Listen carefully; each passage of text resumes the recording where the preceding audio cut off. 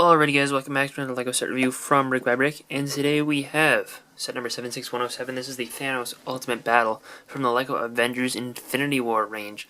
This is the second largest set to come out of the wave, containing 4 figures, including the exclusive Thanos Big Fig and Infinity Gauntlet. And, originally I wasn't too excited about the set when the wave of sets was first revealed, but after seeing the movie and after seeing Endgame, I felt like I wanted to have this ship, so I eventually caved in and bought it for $43, and it does have one instruction booklet. It's perfect bound, and it retails for $69.99 with 674 pieces, so not bad price per piece, especially considering the fact that you do get a big fig in here, but there aren't too many desirable minifigures, with Gamora and Thanos being the only exclusives. However, a big draw to this set upon its initial reveal was the inclusion of the Infinity Gauntlet, which, if you don't know how that works, you have a ring of these stones, and there are 6 different colors of these, one for each Infinity Stone. I have 2 removed because I put one on my other Thanos, on his gauntlet. But we have the Infinity Gauntlet here with the Reality Stone, or the Reality Stone inside, and it's a pretty cool little thing. I like how they give you this little podium for it. You can fit this inside the ship, which we'll show you in a second, if you want to show the Avengers actually stealing the gauntlet successfully. But it's got 4 of these stickers on here. It looks pretty good, and this is just attached to a Technic pin and on like that. Yeah, this is a cool thing to get. However, in the Endgame wave of sets, this was reprinted exactly the same way in the Compound HQ, which is a more expensive set. This is still the cheapest way to get it, but it is in another set now. And further, the Reality Stone originally was exclusive to the set as well. However, we now know that it will be coming in the Hulk helicopter drop that's releasing in November of 2019, along with the Mind Stone, the Soul Stone, and the Space Stone. So, 4 Infinity Stones in that set, and that set's cheaper than this one, so, I wouldn't buy the set just for the Reality Stone at this point. But the actual ship here is really pretty cool as far as ship builds go. It definitely feels sizable. The wings are a little thin, but it has a large footprint, and, a good overall size, I think, for the price, as well as, we'll see in a second, you can fit a lot of figures in here. But this is it's very orange. It's very different in color from the original Milano, but retains some of the overall similar build features. I do think that, I don't know, I don't own the old one, so I don't think it's really fair for me to judge, but I think I might like this one better, and that may again be aided by its presence in Infinity War and Endgame, but it's a pretty cool ship. The wings are angled on here with some clips and stuff, and they're kind of held up by these supports on the sides. But those are there. They just clip in, and they just kind of stay there. You can't really rotate them up and down. They're kind of locked in position just by the angles of the parts around them, but they look good. And this front section can angle up and down just a little bit. It's just there to cover up the gap between the plates and kind of create a little bit more shaping. Gets a little bit more of a complex curve there. The stickers on both of these, they both look pretty good, I guess, for what they are. Also, interestingly, there's a sticker on this one, but not on this one. That's by design. I just figured I'd point that out right now. That's the only asymmetry between the 2 wings, I believe. And over here, it's a pretty good shape, and I think it looks like it does in the movie. You also have these 2 flaps on the ends, which are on click hinges, and you can angle them up and down separately. I don't know if there's a specific way, or if there's a specific reason that they're both there. I guess they're probably both separate flaps in the movie, but I didn't pay too much attention to the wingtips. Sorry. But yeah, you can angle those separately, and that's kind of cool. And on the bottom, there is this one little engine looking, or thruster, or whatever you want to call it. But it's there, and it looks good, and they have the same thing on the other side. But that's pretty much all for the wings. But I think that they did a pretty good job with those. The cockpit section angles up like that, and that's how you open it up. And you can just pull this out. They actually stick a ball joint in between two clips, and that's how they attach it, as well as having a little bit of a channel created with these tiles. But, you know, that's pretty easy access to the figures. You can pull them out. They have weapon or clips for weapons on the sides. You can also put Quill's blasters there as well, and they'll fit in perfectly fine. This works out really sleek, I think. And you can sort of make him attached to the handles. You can't actually, like, this is the mini doll style handlebar. It looks more accurate for a ship style computer, but it's difficult to make him actually hold it. But you can just slide this right in there, and you can fit two figures that can sit down. Rocket probably could stand, actually. There's a pretty good amount of height here on the inside, especially in the front seat. So I think he could probably manage to stand if you put him on the front two studs here. But, you know, it works out pretty good. There's also a print here on this canopy, which is the same print that they used on the Guardians Volume 2 Milano, and there's a little sticker on a 1x4 brick here that you fold down in front of him that creates a little bit of a console for Quill. And this ship has such a large wingspan, I couldn't turn it around without having to move my camera, so there you go. From the back view, you got a couple little small flaps here. It's very angular. These can be swung in and out. I think, probably one click out is probably the best look for them, but again, you can do whatever you want with them. And there's a couple of little trans purple studs around, kind of used as thrusters. Also, I didn't mention this before, but there are stud shooters, one on either wing, and those shoot studs like normal, and they shoot off trans purple studs, which the trans purple definitely works with this color scheme. And on the back here, we have a little bit of a hatch, which you can open up, and it's got these flag pieces. You do have to kind of move them up individually, and it's a little bit hard to get the first one. Once you get that one down, the other ones open up pretty well, and creates a little ramp, and you can actually take the Infinity Gauntlet and plop it right there on that jumper, and close it up and fly away.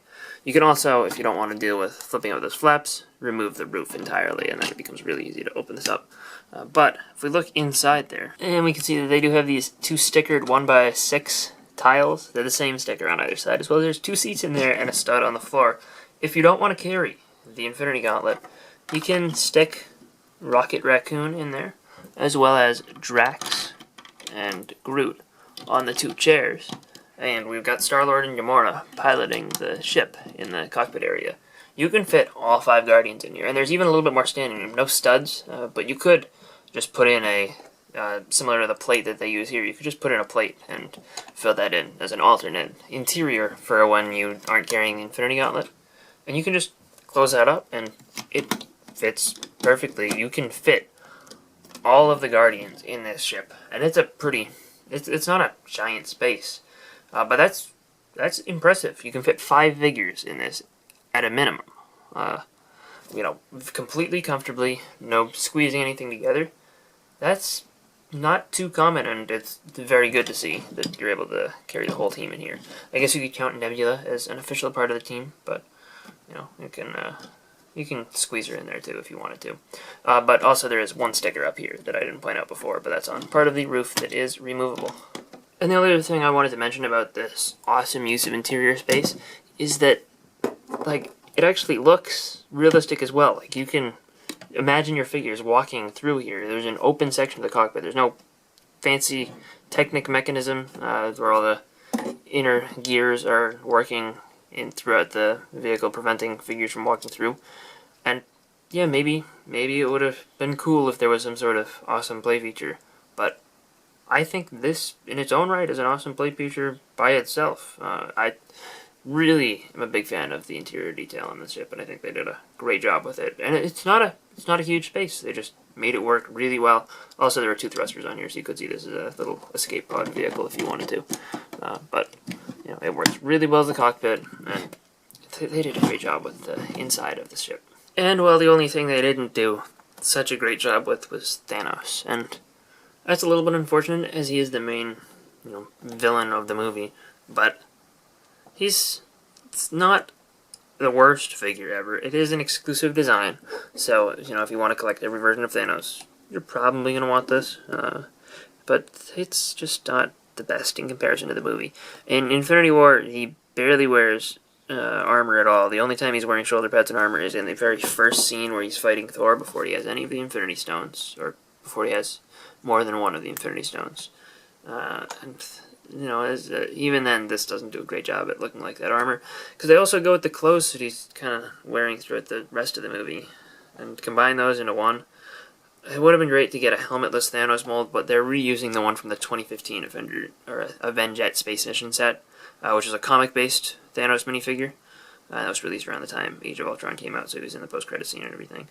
But you know, this is decent. There's some decent printing on here. His arms, without armor, are exclusive to the set, as well as the printing here. The hands are reused in the other version of Thanos from Endgame.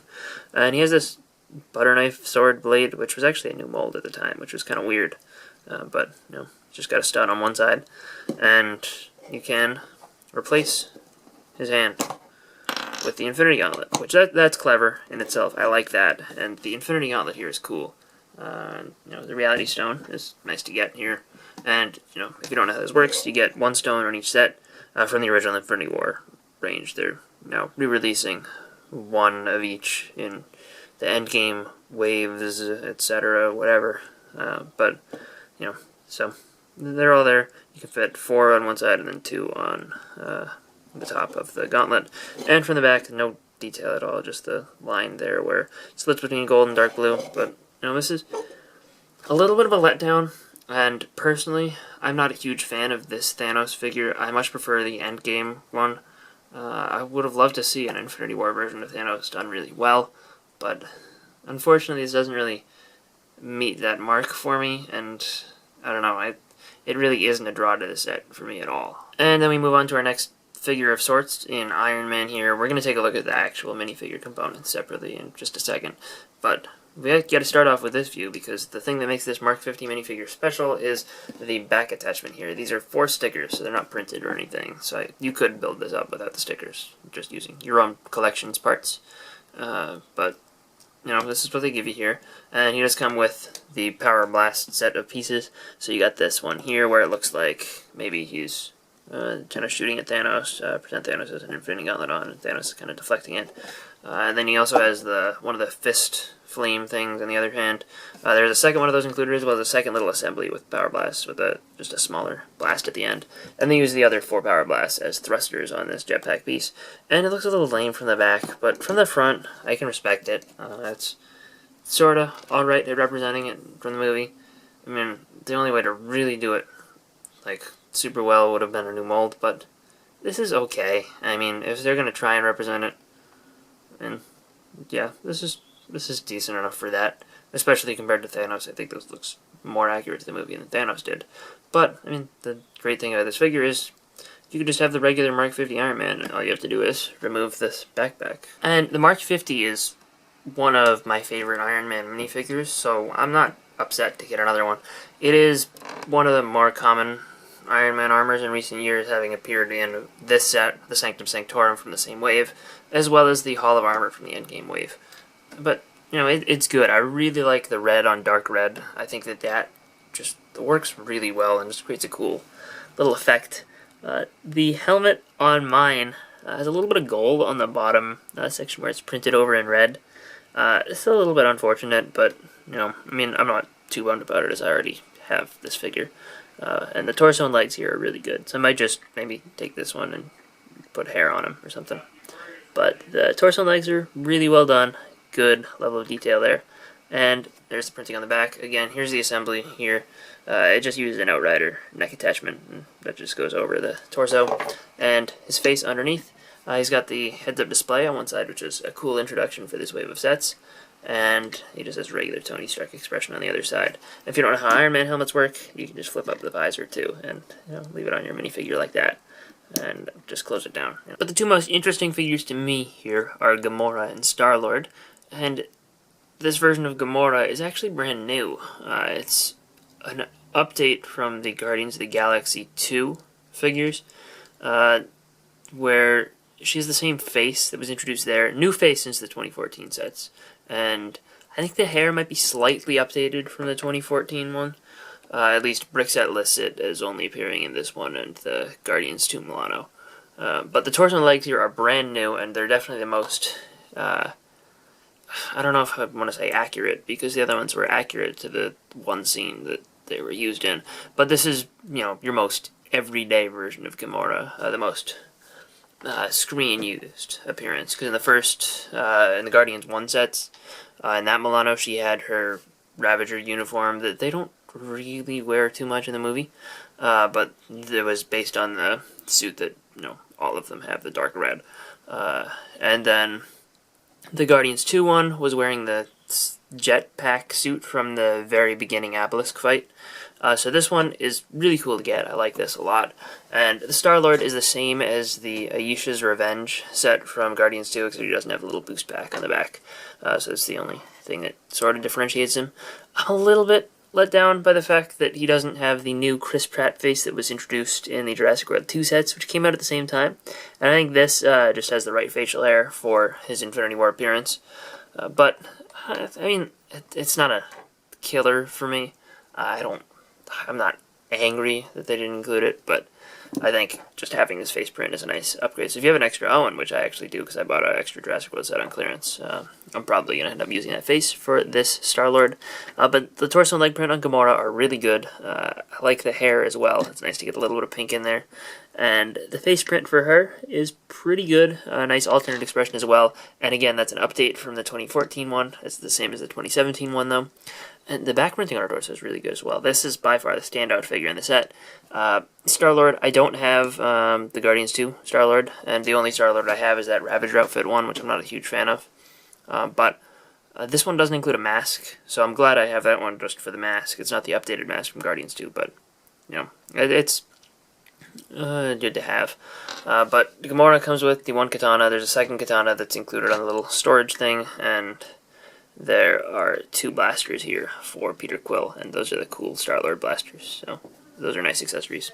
And that's actually not even all there is, because the second smallest of the Infinity War sets, Thor's Weapon Quest, features this pod vehicle which actually can connect to the Guardian's ship from this set.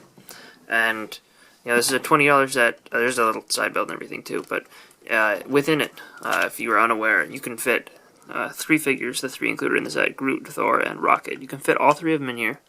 So, as a result, I took Groot and Rocket out of the back of the ship, and instead replaced Groot with Nebula, and there's still a seat or a standing space for a third, or you could even fit the Infinity Gauntlet in there still.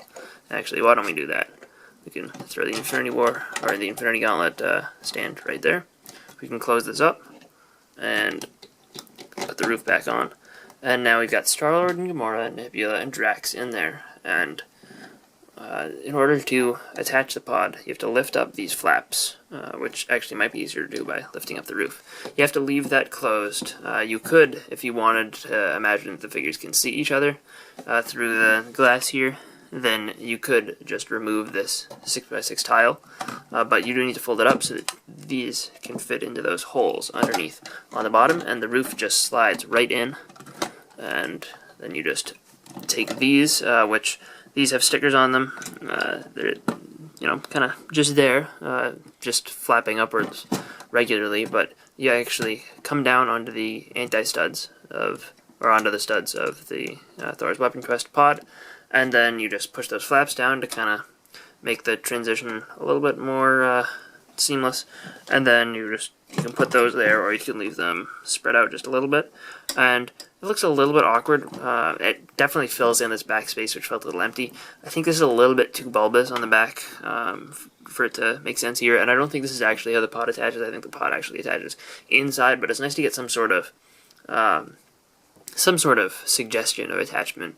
As, in the movie, Thor and Rocket and Groot take this pod from this ship, and then they just fly away. And if you want to remove it, all you do is lift up on these 2 handles there, and then you just pull this out. And, it's pretty easy. And it does leave this all sealed up, too, so that still looks like a believable, flyable spaceship. And, it's... What am I stuck on here? But, yeah, just push these down and lock it into place, and that's pretty cool. You got this big Now it's all attached, all swooshable. It's pretty sturdy. That attaches in pretty securely, and that clamp mechanism is pretty cool. And yeah, you've got now a total of 3, 4, 5, 6, 7 figures in this one ship, and total price for the 2 sets is $90. I think that, by getting both of these, you definitely add on to the play value. Maybe they're better displayed separately, honestly, in my opinion. I know a lot of people disagree. A lot of people really like the way that this looks together, and I think that the pod actually helps complete this, and the pod looks kind of ugly on its own. I kind of disagree just because I really like the way the pod looks by itself, but I'm not going to lie, this is a pretty good looking combination. Just I may prefer them separately. But overall, there's a good amount of stuff here. The figure selection is a little bit weak. I think that's the weakest point of the set. The build is really good. They do a great job with interior space, great job with playability. I think this is a good set to get after seeing the movie. And honestly, Endgame might sell this set a little bit more than Infinity War did, honestly. But it's calling it Thanos Ultimate Battle. I don't know if Thanos is a big draw here. I'm still very disappointed by the design of this guy. A new mold with no helmet, and even the same level of detail on the body part, I think that would have been fine with just a different mold with no helmet. And his face isn't even perfect, but still, that would have been fine. It's just a little bit disappointing to get a version of Thanos like this that obviously is supposed to sell the set. It's supposed to be a big part of the set. It's in the name, and it just doesn't quite live up. But with that aside, I think he's probably worth about $10 of what the set is worth. If you can find this for $60 and you don't care about Thanos, I think that that's still a decent deal. Fortunately, Thanos seems to be going for a little bit of money, so if you buy the set, or if you want the set, and you don't want Thanos, you can probably sell him off and make a decent amount of money back. But I've gone on quite a bit on this set. Do I think it's the best Infinity War set? Probably not, but I think that this one definitely exceeded my expectations the most. So, anyway, I hope you guys enjoyed this review. If you did, let me know in the comment section down below, and I will see you guys all next time. Bye, everyone.